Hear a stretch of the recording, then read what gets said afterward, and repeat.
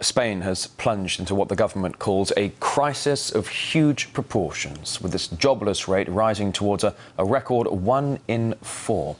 Boasting the highest unemployment in all of Europe, the country's deficit and the deteriorating economic situation are only likely to be met with a backlash from angry Spaniards.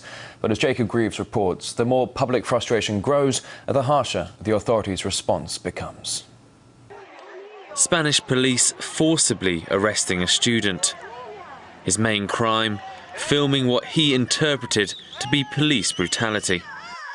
The police, as usual, stopped a family of immigrants and began to beat a 19-year-old woman. I took my cell phone and started to film. It's an action that he paid for. I was threatened with death, beaten, and locked up in a cell. I was out of touch for 39 hours. I was told I would be sent to prison for 3 years. Cases of officers allegedly abusing their powers are on the rise. For a long time, such scenes have remained relatively unknown. But now the spate of mass demonstrations gripping Spain are bringing officers' actions to the forefront. This crowd is numbering in the tens of thousands and represents the problems facing authorities because their message and anger isn't going anywhere. If anything, it's increasing. And as it does, so too are the accusations of police brutality. Despite popular anger levelled at austerity, it's only recently that there's been an apparent hardening in the response by police, especially since the new Conservative government took charge late last year. In February, protesters felt the strong arm of the law in Valencia.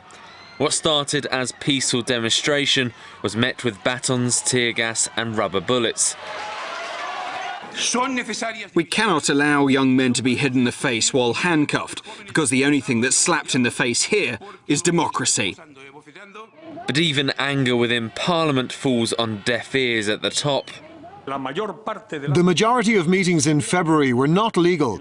It means that there is no reason to institute proceedings against any policeman. But this is no isolated event. Over in Barcelona, after last month's general strike, there were yet more clashes with police. Arrests were made, but very few became public knowledge. In Spain, there is an obsession to conceal the crime statistic. No one knows it except the government. We always act according to political advice. Based on this, we know whether to be permissive or not. On the receiving end of public outcry, more and more people are labelling the police as protectors of unpopular policy, with officers increasingly accused of breaking the very laws they're supposed to uphold. Jacob Greaves, RT, Madrid, Spain.